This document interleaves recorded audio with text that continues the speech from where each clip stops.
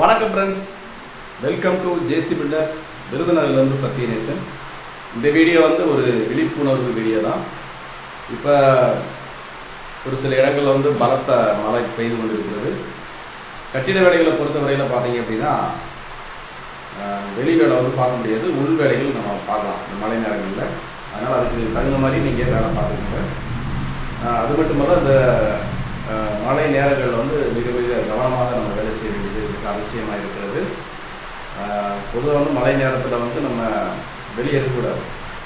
கொஞ்சம் மழை பெய்கிற மாதிரி இருந்துச்சு அப்படின்னா நம்ம உள்ளே போயிடணும். கட்டிடத்துக்கு வெளியே ஒரு பாதுகாப்பு இல்லாத ஒரு இடங்களில் ஒரு மரத்துக்கு கீழே இந்த மாதிரி மழை நேரங்களில் நிற்கிறத நம்ம தவிர்க்கணும்.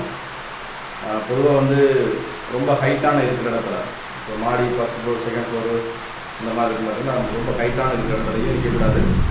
ஒரு மரத்துக்கு கீழேயும் நம்ம நிற்கக்கூடாது. ரொம்ப கவனமாக இருக்கணும். அந்த நேரங்களில் கொஞ்சம் வேலை நின்னாலும் பரவாயில்ல, கொஞ்சம் சேஃப்டியாக நின்றுங்க.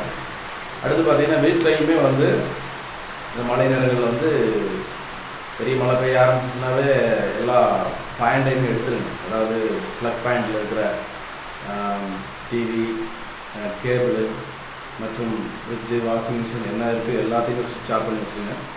ஏன்னா எப்படி வேணாலும் தாக்கக்கூடும். நேற்று கூட எங்கள் வீட்டில் ஒரு ஃபேன் போயிடுச்சு, இடி வெட்டி மின்னல் பெற்ற நேரங்களில். அதனால் மிக மிக கவனம், மழை நேரங்களில் மிக கவனமாக இருங்க.